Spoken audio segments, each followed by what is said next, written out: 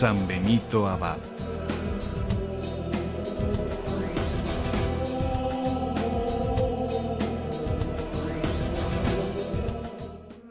De entre varios nombres de santos que han dejado huella en la historia del cristianismo, hay uno que ha retumbado como pocos, por su vida de santidad y apego a Dios.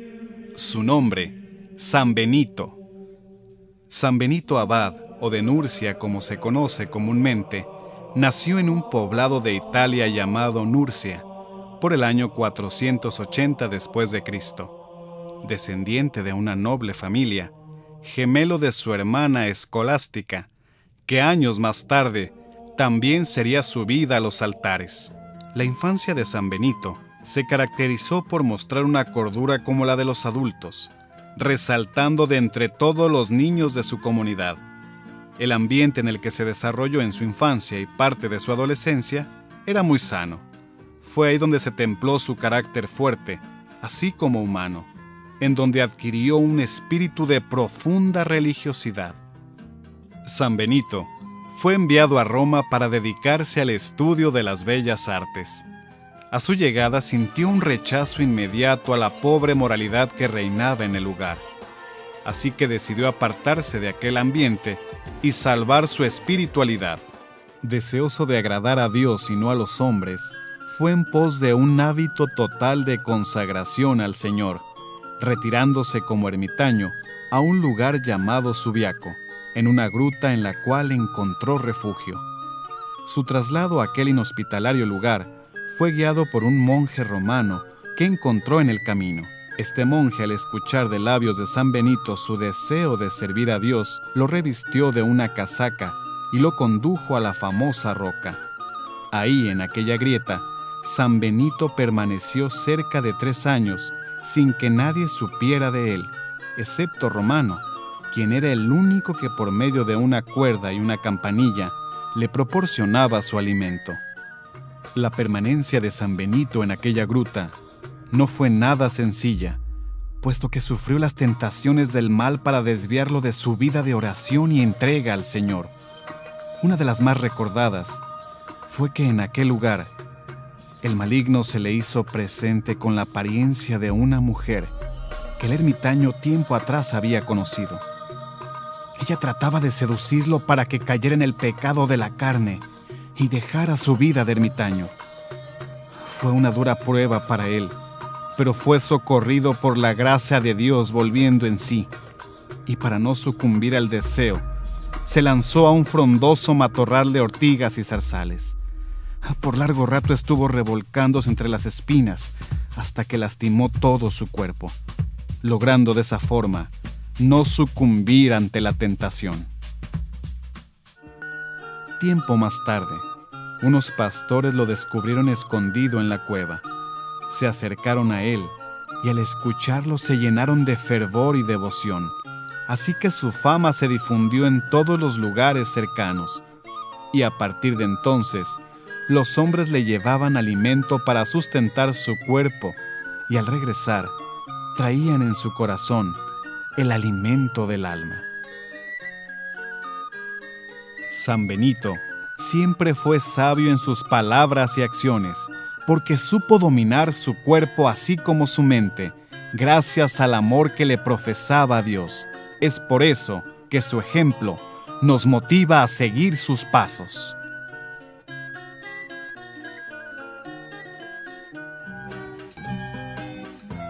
En el tiempo en que San Benito permaneció en la cueva, la visita de personas iba en crecimiento y su fama de santidad se extendía a lo largo de las comunidades cercanas, hasta llegar a oídos de los monjes del monasterio de Vicóvaro. Estos vivían cada uno por su cuenta y su vida comunitaria se reducía a determinadas reuniones de oración. Tras la muerte de su abad, le surgió la idea de recurrir a San Benito para ponerse bajo su dirección. No fue fácil convencer a Benito, pero después de mucha insistencia aceptó, a condición de que los monjes tomaran una verdadera dirección religiosa. Ellos aceptaron. San Benito puso en práctica una fórmula comunitaria que había pensado en el tiempo que estuvo en su soledad. Pero desgraciadamente, sus normas eran estrictas, así como rectas, y no había espacio para libertades espirituales, situación que no fue del agrado de los monjes, que gozaban de plena libertad en su pensamiento de comunidad. Esto fue la causa de que ellos quisieran deshacerse de él, y después de muchas intrigas y conspiraciones, optaron por envenenarlo. Para ello colocaron en la bebida del santo un veneno muy fuerte. Cuando le fue llevada la jarra con la mortal bebida, San Benito, como era su costumbre, bendijo los alimentos con la señal de la cruz y acto seguido, la jarra se estrelló como si le hubieran arrojado una piedra.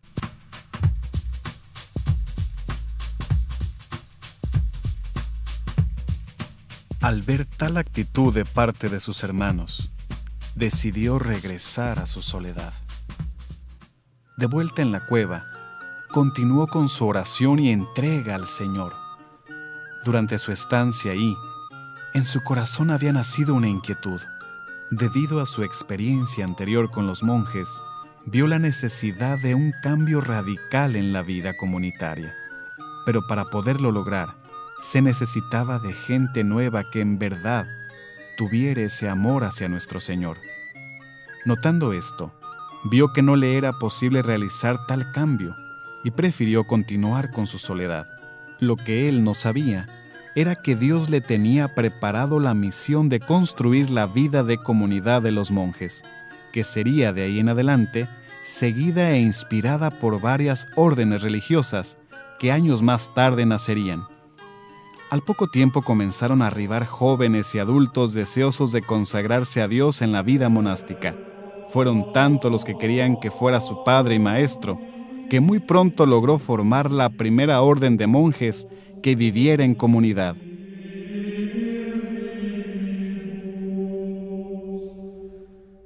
La prioridad más importante para San Benito era la entrega total a la oración. Pasaba largas horas platicando con Dios Padre, logrando con esto una fuerte y sólida unión con Dios nuestro Señor. Debido a esa santidad, San Benito fue blanco de constantes ataques del enemigo, al grado de ver molestas presencias malignas. Veía cómo sus seguidores eran constantemente tentados por los demonios, con el objetivo de alejarlos de su vida espiritual. Pero él, fortalecido por la gracia de Dios, nunca tuvo miedo y enérgicamente luchaba con ellos a través del rezo y la oración. Su lucha fue constante pero fructífera, porque siempre que ocurría un suceso, mostraba a través de su ejemplo lo importante que es estar en comunión con el Creador, y estando con Él, ninguna fuerza del mal puede dañarnos. A lo largo de su vida monástica, el Señor, a través de este admirable santo, realizó grandes prodigios, al grado de resucitar a un pequeño que había muerto, y su padre, con gran fe, le pedía que lo ayudara. Sabiendo que no era él el que obraba los milagros, sino Dios, permaneció siempre humilde y fiel a los designios de nuestro Padre. San Benito, a partir de la fundación de su primer monasterio, logró fundar más de 12, que gozaron de gran afluencia de religiosos. La persona que ingresaba ahí conseguía elevar su espiritualidad y el amor a Dios. Su vida en esos lugares era como gozar de un pedacito de cielo aquí en la tierra. San Benito, siempre lleno del Espíritu Santo, actuaba con sabiduría, con justicia, con fe y amor. Así que, teniendo este don, escribió una serie de estatutos para los monjes de su comunidad, un reglamento claro, estricto, justo, que al seguirlo al pie de la letra, llevó a muchos de sus integrantes a la santidad. Estos estatutos fueron llamados la regla, y hasta el día de hoy es conocida como la regla de San Benito. Su amor y entrega a nuestro Señor fue tan grande que lo irradiaba a todo aquel que se acercaba.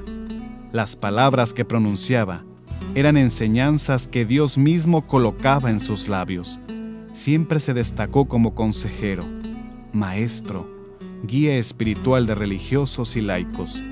Pero esto no lo envanecía, al contrario, lo único que habitaba en su corazón y mente era solo servirle a él. Tanta era su entrega que Dios Padre decidió regalarle la bendición de hacerle saber el día de su muerte. Así que llegada tan esperada fecha, el santo abad de los benedictinos se preparó para su encuentro con la Santísima Trinidad. Así que recibió por última vez el cuerpo y la sangre de nuestro Señor Jesucristo, dando así el comienzo a una nueva casta de religiosos entregados a la oración y adoración de Dios Padre, que sería de hoy en adelante conocida como la Orden Benedictina.